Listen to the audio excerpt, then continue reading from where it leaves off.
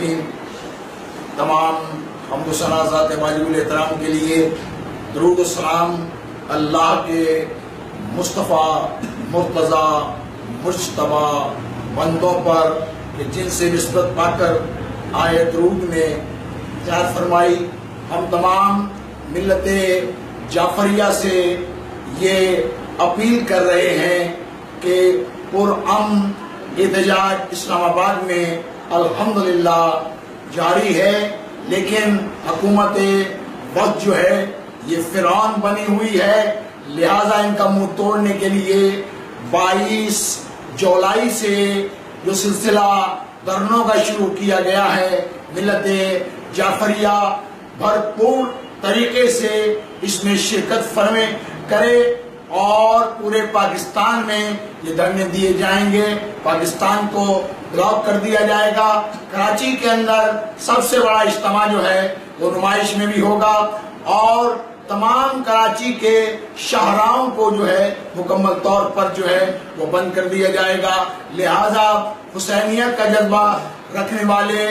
اور مختار کا مزاج رکھنے والے سے ہم اپیل کرتے ہیں تمام ملت جعفریہ سے وہ زیادہ سے زیادہ ان دھرنوں میں شرکت فرما کر ثواب دارین حاصل بھی کریں اور اپنا حق بھی ادا کریں، جس طرح کہ راجہ ناصر صاحب جو وحدت مسلمین کے چیئرمین ہیں، ان کی اپیل پر وہ مسلسل 1 مہینے سے پرامن احتجاج کر رہے ہیں۔ تمام علماء کرام، تمام ذاکرین عظام، تمام جو ہیں وہ انجمنوں سے میں اپیل کرتا ہوں کہ وہ زیادہ سے زیادہ تعداد میں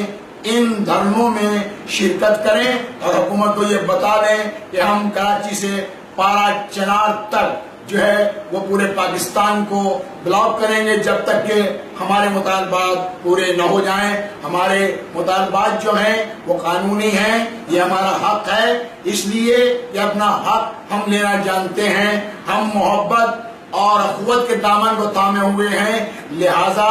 ہم حکومت سے اپیل کرتے ہیں کہ ہمارے جتنے بھی جائز مطالبات ہیں انہیں فوراً منظور کرے، اور نواز شریف سے میں اپیل کرتا ہوں کہ جلد سے جلد اپنا نمائندہ جو ہے وہ راجہ ناصر صاحب کی پیش کرے تاکہ سلسلہ گفتگو کا بھی جاری رہے اور ہمارے جو جائز مطالبات ہیں انہیں پورا کیا جائے۔ تشیع کا قتل عام جو ہے یہ بند کیا جائے، گلگت کے مسائل کو حل کیا جائے۔ ان مسائل کے لیے جو جائز